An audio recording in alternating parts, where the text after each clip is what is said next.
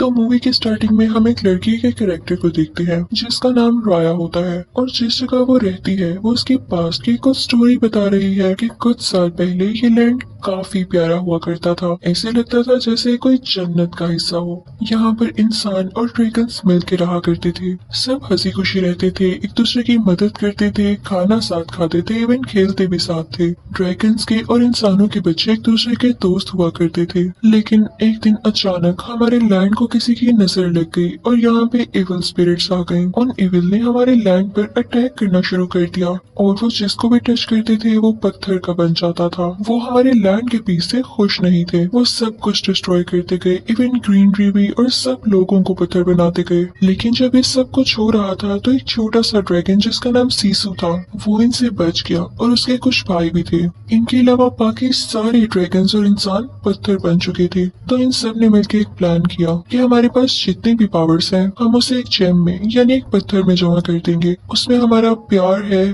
Piece है और care है, और ये जरूर उन इविल स्पिरिट्स को मार डालेगी, खत्म कर देगी उनके मैजिक को। हम इसको यूज करके सब ड्रैगन्स को और सब इंसानों को पत्थर से हटाकर दोबारा से नॉर्मल कर देंगे। और फिर उन्होंने ऐसा ही किया और उन सब भाइयों ने मिलकर एक पत्थर में यानी एक जेम में अपनी सारी पावर्स, अपना सारा प्यार डाल दिया। और फिर उसके बाद जब वो उन इंसानों के पास लाए जो कि पत्थर के बने हुए थे तो सरप्राइजिंगली वो इंसान भी ठीक होने लगे। लेकिन यहाँ पर दुख की बात ये थी कि उस पत्थर का उन ड्रैगन्स पर कोई असर नहीं हो रहा था। वो ड्रैगन्स पत्थर के ही बने रहे और नॉर्मल कभी भी ना हो सके। लेकिन जिस जेम में इन्होंने वो सारी चीजें डालकर उसको तैयार किया था उसके पीछे बाकी लोग पड़ गए और उन्होंने कहा कि हो सकता है कि हम इस पर और काम करें और बाकी ड्रैगन्स को भी नॉर्मल किया जा सके। तो हमारे इस लैंड के 5 हिस्से हो गए जब लोगों में लड़ाइयाँ डल गयी। हमारा लैंड बहुत ही प्यारा हुआ करता था, इसमें नदियाँ थी, बाग थे, लोग मिलकर रहते थे। लेकिन सिर्फ उन एक इविल की वजह से हमारा लैंड 5 अलग हिस्सों में डिवाइड होकर रेगिस्तान बन गया, एक डेजर्ट बन गया। और ये स्टोरी राया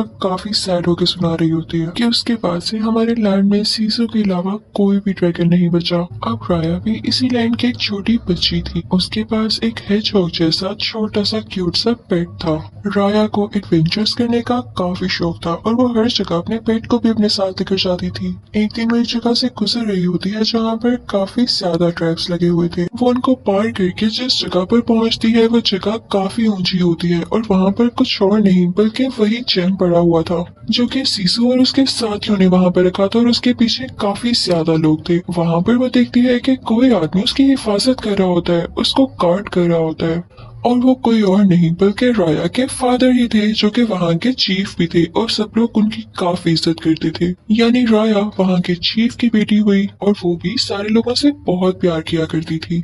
अब यहाँ पर राया के फादर उसे कहते हैं कि मेरी बेटी क्यों ना हम एक छोटी सी फाइट करते हैं, जिस जगह पर ये जेम है यहाँ पर कोई नहीं आ सका, और अगर आज तुम इसके अंदर आ गई तो मैं मान जाऊंगा कि मेरी बेटी काफी स्ट्रॉन्ग है और इस जेम को हासिल कर सकती है, तो क्यों ना हो जाए शुरू। और फिर हम देखते हैं कि राया उसके अंदर जाने की कोशिश कर रही होती है और उसके फादर उसे रोक रहे होते हैं और वो दोनों बहुत ही प्यारी तरह से एक दूसरे से लड़ रहे होते हैं। राया को एडवेंचर्स करने का बचपन से ही शौक था, इसलिए वो यहाँ पे फाइट तो नहीं जीत पाती, लेकिन जिस सर्कल के अंदर वो जेम था वो सर्कल को टच कर लेती है, जिसकी वजह से उसके फादर काफी खुश होते हैं कि मेरी बेटी हर चीज कर सकती है। और वो उसे कहते हैं कि देखा, मैं जानता था कि मेरी बेटी मेरे साथ ही इस जेम को गार्ड करेगी, मुझे फख्र है तुम पे। उसके बाद तो राया के फादर अपनी बेटी से कहने लगते हैं कि देखो बेटा, तुम जानती हो ना कि हमारा कुमांड्रा लैंड कितना प्यारा था, लेकिन लोगों की लड़ाई की वजह से वो अलहदा हो गया और इस एक जेम के पीछे सब लोग हमसे दूर हो गए। तो हमें दोबारा से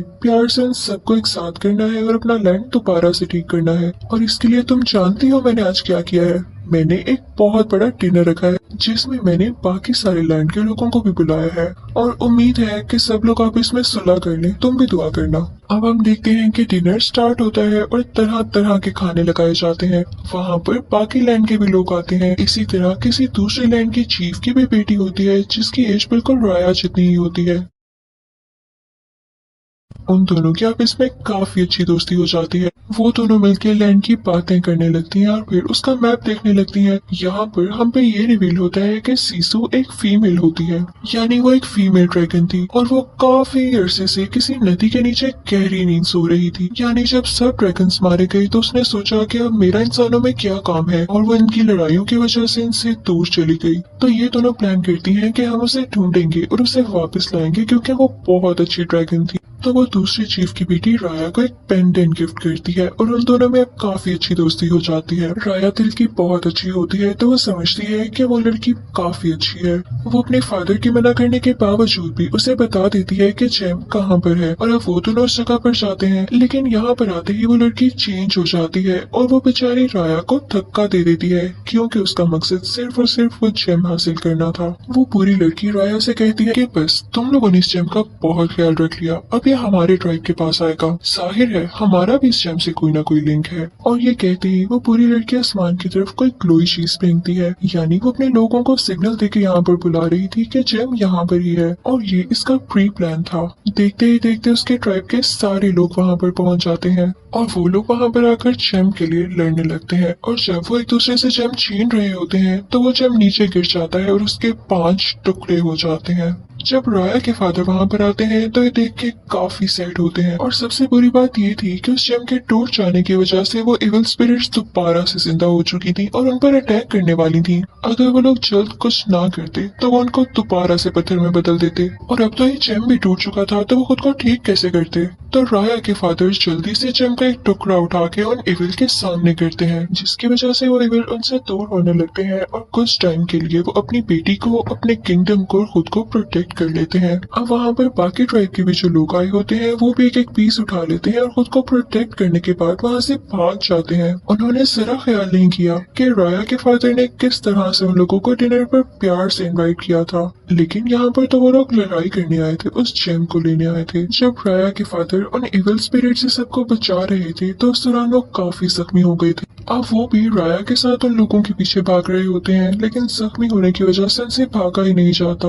तो वो वहाँ पर अपनी बेटी राया से कहते हैं कि मेरी प्यारी बेटी, मुझे तुम पे बहुत ट्रस्ट है। मैंने तो उस दिन ही ये जान लिया था कि मेरे बाद तुम इस जेम की हिफाजत करोगी। मैं यहाँ ही रुक रहा हूँ और आगे से तुम्हें इस जेम को और अपने किंगडम को प्रोटेक्ट करना होगा। और इसी के साथ वो अपनी बेटी को उसी जेम के साथ उस रिवर में धक्का दे देते हैं और तभी वहाँ पर वो इविल स्पिरिट्स आती हैं जो राया के फादर को पत्थर का बना देती हैं। अब यहाँ पे सीन चेंज हो जाता है। तो ये थी सारी पास्ट की बातें जो कि राया खुद बता रही थी, और अब राया बड़ी हो चुकी थी, 6 साल गुजर चुके थे और राया के फादर ने जो उससे कहा था उस पर काम कर रही थी, यानी जेम को प्रोटेक्ट भी कर रही थी और साथ साथ सीसो ड्रैगन को भी ढूंढ रही थी जो कि उसके मुताबिक किसी नदी के नीचे था। वो उसे इसलिए ढूंढ रही थी ताकि सबको दोबारा से ठीक किया जा सके और वो अपने फादर को भी पत्थर से दोबारा नॉर्मल इंसान बना सके। अब तो राया का पेट भी काफी बड़ा हो चुका था, उन दोनों का बॉन्ड काफी अच्छा था और वो हर जगह एक साथ जाया करते थे जैसे पहले जाया करते थे। अब फाइनली राया इतने अरसे के बाद उस नदी के किनारे पहुंच ही चुकी थी जहाँ पे उसे लगता था कि सीसू ड्रैगन है। वो कई ट्राइज करती है और फाइनली वो सीसू को जिंदा कर देती है। वो आती है और सीसू से प्यार से कहती है कि मैंने तुम्हें कहाँ कहाँ नहीं ढूंढा, अब तुम जिंदा हो ही चुकी हो तो मेरी सारी बातें सुनो, मैं काफी परेशान हूँ और तुमने मेरा साथ देना है। यहाँ पर हम देखते हैं कि सीसू बहुत ही ज्यादा क्यूट ड्रैगन होती है और जैसे ही वो जेम को देखती है तो वो खुशी से पागल हो जाती है और कहती है कि तो वही जेम है जो कि हमने बनाया। वो ग्लो करने लगती है ब्लू लाइट में। तो राया कहती है कि हाँ, मैं यही चाहती हूँ कि आप लोग इसको दोबारा से बनाएं ताकि मैं अपने फादर को ठीक कर सकूं। 6 साल हो चुके हैं, वो पत्थर के बने हुए हैं। तो साथ ही सीसू इनोसेंट एक्ट करने लगती है और कहती है कि इसे तो मेरे भाइयों ने बनाया था और मैं काफी छोटी थी और मैंने तो उनके साथ मिलकर उन एविल से सिर्फ लड़ाई की थी। तो सीसू कहती है लेकिन एक हाल जरूर है, अगर मुझे इस जेम के सारे पार्ट्स मिल जाए तो मैं इसे जोड़ सकती हूँ और फिर उसके बाद से तुम्हारे फादर को और किंगडम को ठीक भी कर सकती हूँ। सीसू हमें दिल की बहुत साफ ड्रैगन लग रही होती है। वो कहती है कि जेम के हर पीस में कोई ना कोई पावर छुपी हुई है और एक मजे की बात बताऊं कि वो टच करते ही वो सारी पावर्स मुझ में आ जाएंगी। अब वो कहते हैं कि हम मिलके उन जेम के पीसेस को ढूंढेंगे और उन्हें एक साथ मिला देंगे। अब वो तीनों यानी सीसू ड्रैगन, राया और उसका पेट उस जेम की तलाश में निकल पड़ते हैं, यानी उस जेम को ढूंढने के लिए। सबसे पहले वो जाते हैं कॉर्नर वाले ट्राइब में, जहाँ पर उन लोगों ने काफी ज्यादा ट्रैप्स लगाए हुए थे। अब राया क्योंकि एडवेंचरस थी और काफी ज्यादा स्ट्रॉन्ग थी, तो उन ट्रैप्स को पार कर लेती है और यहाँ पर बड़ी आसानी से वो जेम का पीस उठा लेती है। तो यहाँ पर हमें पता चलता है कि इस जेम से जो पावर सीसू को मिली थी वो ये था कि वो किसी भी फॉर्म में बदल सकती थी, जिसे पाकर वो खुद भी काफी ज्यादा खुश होती है। वो पर्पल बालों वाली एक क्यूट सी लड़की बन जाती है और उसके बाद वो काफी ज्यादा खुश थी। लेकिन इस बात की खबर जब दूसरे लैंड को होती है, तो वही बुरी लड़की जिसने बचपन में राया को धोखा दिया था वहाँ पर अपने कुछ आर्मी के साथ आ जाती है और उन पर अटैक करने लगती है। लेकिन राया और सीसू वहाँ से भाग जाती हैं। जब वो वहाँ से निकलते हैं तो इन्हें एक छोटा बच्चा दिखाई देता है जिसकी एक छोटी सी बोट थी। वो बहुत ही प्यार से इन दोनों से कहता है कि आप मेरी बोट में आ जाएं। लेकिन राया सीसू ड्रैगन से कहती है कि कभी भी किसी पर ट्रस्ट मत करना। लेकिन वो लोग देखते हैं कि बोट काफी आहिस्ता चल रही होती है, तो सीसू ड्रैगन जो कि स्विम कर सकती थी पानी में जाती है और दोबारा से ड्रैगन में बदलकर उस बोट को धक्का देने लगती है, जिससे वो बोट तेजी से चलने लगती है। वो छोटा बच्चा उन दोनों से कहता है कि उन एविल्स ने मेरी फैमिली को भी पत्थर का बना दिया और अब मैं इस दुनिया में बिल्कुल अकेला हूँ। उन तीनों में काफी अच्छी दोस्ती हो जाती है और वो अपना सफर एक साथ बातें करके गुजारते हैं। अब वो लोग पहुंच चुके थे तीसरे ट्राइब में, यानी लैंड के तीसरे हिस्से में। राया सीसू से कहती है कि तुम बोट में ही रहो, मैं वहां जाकर देखती हूँ। लेकिन यहाँ पर उसके सामने एक छोटी बच्ची आ जाती है जिसके पास 3 छोटे छोटे मंकीज थे। वो बंदर उसके जेम्स लेकर वहाँ से भाग जाते हैं, लेकिन राया उनका पीछा करती है और अपने जेम्स वापस हासिल कर लेती है। राया उन तीनों को पकड़ तो लेती है, साथ ही साथ उस छोटी बच्ची को भी, और फिर उनसे कहती है कि तुम लोग काफी चालाक लग रहे हो, काफी फुर्तीले भी हो, तो क्या मेरे साथ काम करना पसंद करोगे? इसके बदले में मैं तुम लोगों को काफी फ्रूट्स दूंगी और पैसे भी दूंगी। तो वो छोटी बच्ची बताती है कि मेरे पेरेंट्स को भी उन एविल ने पत्थर का बना दिया, मेरे पास और तो कुछ है ही नहीं करने को, तो मैं आपका साथ दूंगी। फिर वो लोग एक टीम बन जाते हैं। उतनी ही देर में हम देखते हैं कि सीसू ड्रैगन वहाँ पर पहुंच जाती है और लोगों से चीजें लेने लगती है, क्योंकि उसने ये सारी चीजें देखी ही नहीं थी कभी पहले। लोग उसे पकड़ने लगते हैं, लेकिन तभी एक बूढ़ी औरत वहाँ पर आती है और सीसू के मुंह से ये निकल जाता है कि हम यहाँ पर जेम लेने आए हैं। तो वो बूढ़ी औरत उसे अपनी बातों में लगाकर अपने साथ ले आती है। यहाँ पर हम देखते हैं कि जेम का एक पीस इस बूढ़ी औरत के पास भी होता है। वो सीसू से कहती है कि मुझे जेम लौटा दो, वरना मैं उन इविल स्पिरिट्स को यहाँ पर बुला लूंगी और वो तुम्हारी जान ले लेंगे। लेकिन उसी वक्त वहाँ पर राया आ जाती है। वो सीसू को बचाती है और उस बूढ़ी औरत से वो जेम ले लेती है। फिर हम देखते हैं कि वो लोग किसी और ट्राइब में जाते हैं पत्थर का चौथा हिस्सा लेने के लिए। लेकिन वहाँ पर जाते ही उन्हें एक आदमी पकड़ लेता है जो कि वहाँ का सबसे अच्छा वॉरियर था। और तभी वहाँ पर वो बुरी लड़की भी पहुंच जाती है जिसने राया को बचपन में पेंडेंट दिया था और जो धोखेबाज थी। वो उन पर अपने सोल्जर्स के साथ फिर से अटैक करने लगती है, लेकिन अब की बार राया भी उससे बराबर लड़ रही होती है। लेकिन जब सीसू ये देखती है तो वो फौरन से ड्रैगन में बदल जाती है और अपने मुंह से स्मोक निकालने लगती है, जिसकी वजह से राया की जान बच जाती है। लेकिन अब सबको पता चल चुका था कि सीसू एक ड्रैगन है। जब वॉरियर ये देखता है कि ये तो वही अच्छा ड्रैगन है जिसने कभी आज तक किसी का कुछ नहीं बिगाड़ा, तो वो उससे इम्प्रेस होके उसे वो चौथा पीस भी दे देता है जेम का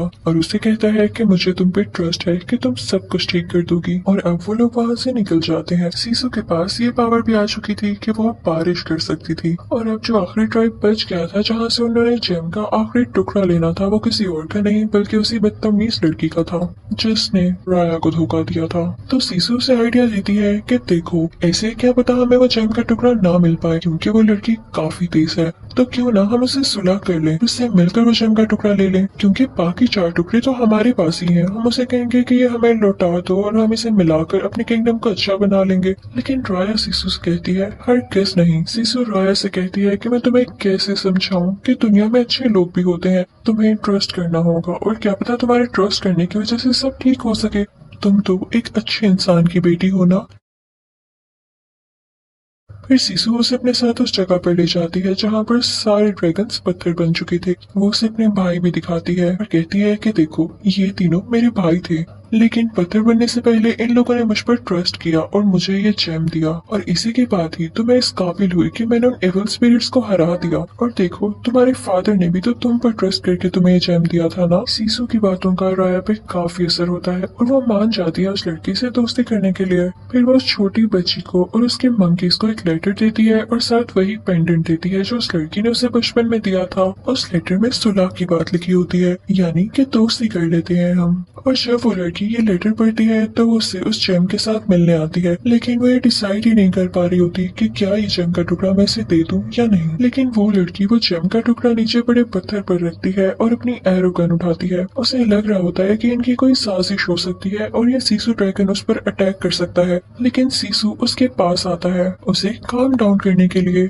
लेकिन यहाँ पर उस लड़की से गलती हो जाती है, वो अपनी एरो गन से एक एरो उस सीसू ड्रैगन पर शूट कर देती है, जिसकी वजह से सीसू नीचे नदी में गिर जाती। जब वो लड़की नोटिस करती है तो काफी ज्यादा डर जाती है, क्योंकि वो इविल स्पिरिट्स अब वापस आने लगी थी। सीसू पानी का ड्रैगन था और उसी की वजह से इस लैंड में पानी बाकी बचा था, वरना हर तरफ डेजर्ट बन चुका था। पानी खत्म होने लगता है और इस लैंड की बाउंड्री से वो इविल स्पिरिट्स आने लगती हैं। वो लड़की वहां से भाग जाती है और अब राया भी काफी ज्यादा वरिड होती है।